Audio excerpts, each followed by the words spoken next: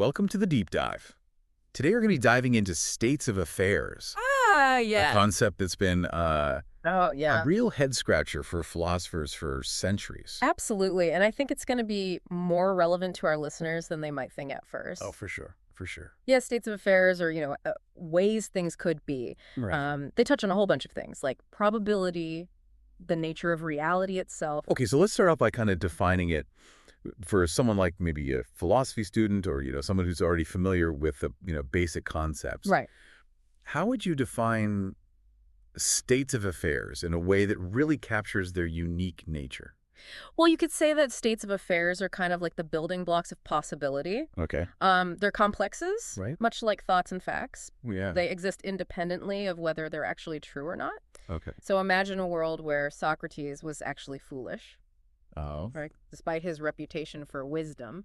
Gotcha. So even though, we think of Socrates as this wise guy, That's right. the state of affairs of Socrates being foolish still exists, Exactly. even if it didn't actually happen. It's still a possibility. Right. Yeah, and that's why philosophers find them so interesting. Yeah. They provide a framework for understanding not just what is true, Mm-hmm.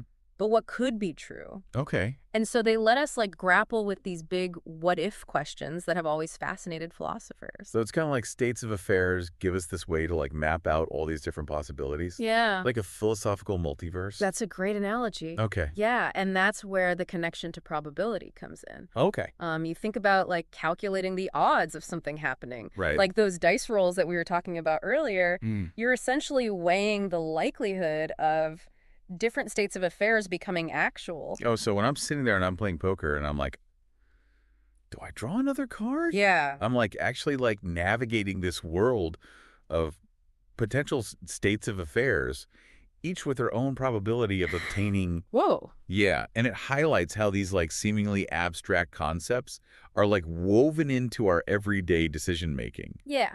But states of affairs go even deeper than that. Okay. They're also key to understanding modality. Modality. Yeah. Now, there's a term that I haven't heard in a while. Yeah, essentially modality deals with different modes of truth. Okay. Like what's possible, what's necessary, Wow. what's impossible. Right. And states of affairs give us a way to express these modalities. Okay. So, for example, Socrates being wise could be a possible state of affairs. Okay. While a square circle existing would be an impossible one. Gotcha. Okay, so they give us a language to talk about not just what's actually true, Yeah. but the whole spectrum of possibility and necessity. Exactly. Okay. But here's where things get even more interesting. Okay. Our source material emphasizes how states of affairs differ from similar concepts. Right. Like thoughts and facts. Right, because if they were just thoughts or facts, then there wouldn't be much point in having a separate concept for them. Right. So how do they differ from thoughts? Well, thoughts are often individualized by how we think about things or our mode of presentation. Okay. So let's take the classic example of Hesperus and Phosphorus.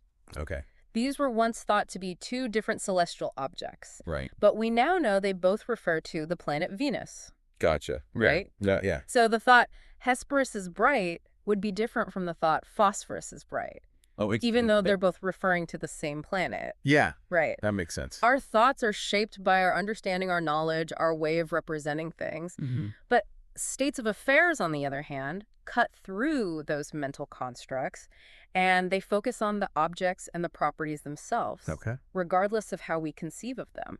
So it's about the objective reality of this situation, whereas thoughts can be influenced by Yes. our subjective perspective. Exactly. Okay, that helps clarify that.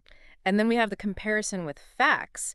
And this one can be a bit tricky, as both states of affairs and facts seem to describe ways the world is. Right, because they both seem to deal with what's actually the case. Right. So where does the distinction lie? The key difference lies in their relationship to truth. Okay. Facts are often seen as truth makers. Mm. So the fact that the grass is green is what makes the proposition the grass is green true. So facts have this inherent power to make statements true, Exactly. whereas states of affairs don't. Right. They either obtain or they don't. Okay. They describe a way the world could be, Right. but they don't inherently determine the truth of any particular statement. So facts are like the foundation upon which true statements are built. Yes. while states of affairs are more like these possibilities Yes. that may or may not be reflected in those facts. That's a great way to put it. Cool. And this distinction leads us to one of the most challenging and debated questions in the philosophy of states of affairs. Okay, hit me. If they are complexes made up of objects and properties, what holds them together? Right. What makes Socrates being wise a single unified entity? Wow. Even if in reality Socrates might not have been wise. That is a fascinating question. Yeah, it's like asking what holds together the idea of a unicorn even though unicorns don't exist. Yeah. It's really hard to grasp. Yeah. And that's where we'll pick up in the next part of our deep dive. Oh, man, I cannot wait. Yeah, we'll explore different philosophical approaches to this problem of unity. I'm intrigued. From external theories that look for unifying factors outside the state of affairs, Okay. to internal theories that seek the principle of unity within the state of affairs itself. Oh, that's going to be good. Yeah, it's a real head-scratcher. Okay, I'm ready for part 2. Right. Okay, so we've established that states of affairs are different from thoughts and facts. Right. But this whole idea of them being complexes, Yes. it raises a really intriguing question. Absolutely. What exactly is holding these complexes together? It's a question that has really puzzled philosophers, for generations, because, how can something be a unified thing if it doesn't even have to exist in reality? Yeah. You take Socrates being wise. Right. If that's a complex of Socrates and the property of wisdom, what binds them into a single entity? Right. Especially if Socrates wasn't actually wise. Right, it's like trying to grab a cloud. Yes. It's there, Yeah. but what is giving it that shape? That's a great way to put it. Yeah. Philosophers have come up with a bunch of different theories to try to address this unity problem. Okay. And they broadly fall into 2 camps, external theories and internal theories. Okay, so let's start with those external theories. Okay. What kind of factors outside of the state of affairs itself Right. could be responsible for holding it together? Well, one version of the external theory suggests that it's the act of judgment, Okay. or the conscious mind itself, Okay. that creates the unity of a state of affairs. So when I think about Socrates being wise, I'm somehow bringing that into existence, In a way, yes. even if only in my mind. Right. That seems like a lot of power for a single thought. It does, doesn't it? Yeah. But there's a problem with this idea. Okay. As our source points out, many philosophers, including Bertrand Russell, Okay. have argued that a mental act can't create unity Right. where none inherently exists. So my thoughts can't just magically make states of affairs real. Exactly. What about language? Could language play a role? That's another version of the external theory. Okay. And it's a tempting one. Okay. After all, we use sentences Look to at that. describe states of affairs. Right. Socrates is wise. Exactly. Yeah, So yeah. could it be that the sentence itself, the structure of language, Yeah. is what provides the glue Okay. that holds the state of affairs together? So the words themselves would be creating the unity. In a way, yes. I mean, it's an interesting idea, It is. but it also seems kind of strange that language has that much power. You're right to be skeptical. This theory has its own problems. Okay. For one, it makes states of affairs entirely dependent on language. Right. But we can conceive of states of affairs that exist independently of any language we might use to describe them. Right. Think about the state of affairs, the Earth revolving around the sun. Right. That was going on long before humans were around. Talk about it. Yeah. Yeah. So if external factors like our minds Yeah. or language Yeah. aren't responsible, Right. where else could we look? Well, that brings us to internal theories, Okay. which try to locate the unifying principle within the state of affairs itself. Okay. So one idea is that there's a special connecting element within the state of affairs, a Sure. kind of ontological glue. Okay. So like some secret ingredient that's like Yeah, binding Socrates and the property of wisdom together. that's the idea. Okay. The philosopher F.P. Ramsey Okay. suggested that every atomic fact, the most basic kind of fact, must have some element that inherently connects its constituents. But what is this connecting element? Yeah, that's where things get really tricky. Yeah. Critics of this theory point out that it's hard to pin down Yeah. what this connecting element actually is. It's like we're adding another layer of mystery Yeah. without really solving anything. Exactly. So if a special connecting element isn't the answer, Right. are there other internal theories? There are. Okay. Ludwig Wittgenstein Okay. took a different approach. Okay. He argued that the unity of a state of affairs comes from the inherent interconnectedness of its constituents. Okay. So it's not about adding a special glue, Okay. but recognizing that the parts naturally fit together. So it's like pieces of a puzzle. Exactly. that lock in because of their shapes rather than needing glue. Precisely. Okay. Wittgenstein believed that all the constituents of a state of affairs Yeah. are intrinsically related, Okay. forming a unified whole by virtue of their inherent connections. That's really interesting. It is. But it kind of makes you wonder, well, what determines how they're interconnected in the first place? That's a great question. And that is one of the ongoing challenges with internal theories of unity. Right. They often leave us wanting a more detailed explanation Yeah. of what constitutes these internal relations. Okay, so we've got external theories like the mind and language. Right. So we've got internal theories, this connecting element, Yeah. the inherent interconnectedness. Right. Are there any other approaches?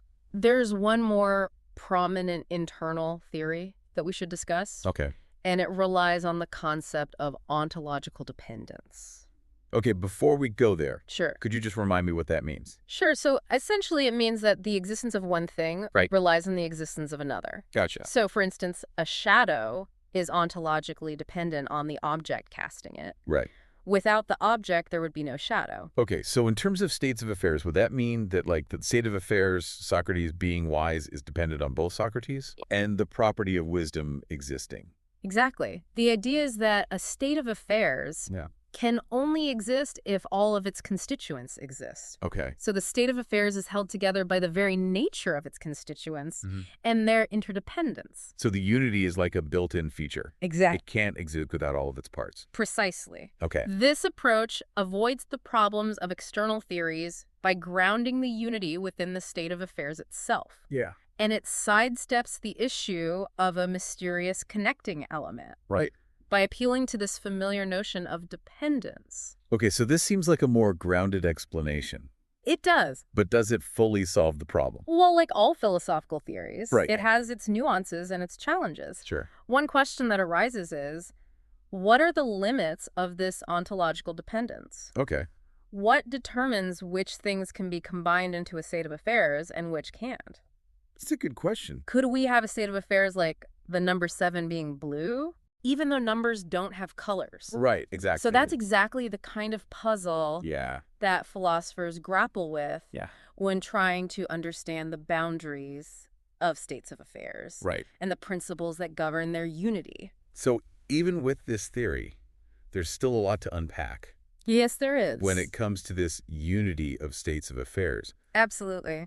It really seems like this problem just keeps leading to more and more questions It does. about the nature of reality and how we make sense of it. Exactly. Well, I'm definitely feeling like my understanding of states of affairs has become more unified Yeah. after exploring all these different theories. Yeah. But I'm really interested to see how this connects to the bigger picture. And that's exactly what we'll do in the final part of our deep dive. Awesome. We'll explore how states of affairs can help us understand perception, Okay. value, and the nature of possibility itself. I can't wait. Stay tuned, listeners, for the thrilling conclusion to our deep dive into states of affairs. Welcome back to the deep dive. We've been exploring states of affairs, Yes, we have. all these little intricacies, Yeah, all these ways things could be. and how they kind of fit into this grand philosophical puzzle. Absolutely. In the last part, we were really wrestling with this idea of, like, what holds a state of affairs together. Right, right. And we kind of ended on this concept of ontological dependence. Yeah. And it seems like that offers a pretty good explanation, you know? Yeah, it seems to. It really does. But as with any philosophical concept, Right. there's always more to unpack. Of course, of course. And one of the, I guess, lingering questions is what determines which things can be combined into a state of affairs Right. and which can't. Yeah, because if any object could be combined with any property, we'd end up with some pretty weird states of affairs. Like, Like the number 7 being blue. Or, yeah, or your laptop dancing the tango. Yeah, exactly. Right. That's not right. So that's where the idea of predicability comes in. Okay. It's not enough for an object and a property to simply exist. Right. There has to be something about the nature of the object that makes it capable of having that property. So, like, there's an inherent logic to the world that says, Yeah. okay, this can be combined, this can't. Exactly. And our source material highlights this really cool insight from Wittgenstein, Oh, cool. who argued that the nature of objects and properties themselves Yeah. determines their potential to form states of affairs. Okay. So it's not about like some external force or rule, it's about a connection between the constituents. So, like, my laptop has the capacity to be on or off to have a cracked screen, Right. but it doesn't have the capacity to dance the tango. Exactly, because that's just not in its nature as a laptop. Yeah, it's just not a dancy laptop. It's not a dancy laptop. It's more of a workhorse laptop. Exactly. So the very essence of an object, its laptopness, Right. sets the boundaries for how it can exist and interact in the world and what kind of states of affairs it can participate in. So the unity of the state of affairs comes from the objects and the properties themselves. Exact. That's so cool. Yeah, it's like a really elegant way to think about it. It is. Like the unity isn't from some like mysterious glue. Right. It's just from the nature of the objects. But does this mean that everything's predetermined? That's a great question. You know, if an object's nature determines its possible states of affairs. Right. Well, while an object's inherent nature might constrain its possible states, Yeah. there's also this realm of like, you could say brute possibilities that don't seem to be directly tied to those inherent capacities. Okay, so like my laptop could be on my desk right now, or it could be on the moon. Exactly. Yeah. Those are both possible states of affairs But it's not really part of my laptop's nature. to be in either the location. Yeah. Right. So there are these possibilities that arise from the contingent circumstances of the world, I see. from the way things just happen to be arranged at a particular time. Okay, so it's not totally deterministic. There's still some room for randomness. Yeah, and that's what makes this whole discussion so fascinating. Right. You know, states of affairs, these seemingly simple ways things could be, Mm-hmm. open up all of these questions about the nature of So reality. you're like this huge philosophical Pandora's box. It is. Well, this has been super cool. It has. You know, exploring states of affairs. Yeah. It's really helped me, I think, to kind of understand how this seemingly abstract concept Mhm. actually has real implications Absolutely. for, you know, how we understand the world. Yeah, we've explored their fundamental nature, Mhm. their relationship to thoughts and facts, the challenges of their unity, and even the limits of possibility. It's been awesome. It's been a pleasure. And for our listeners, you know, we hope this has kind of sparked your curiosity and given you a new appreciation for the power of just thinking about these things philosophically. Absolutely. So until next time, keep questioning, keep exploring, and keep on diving deep.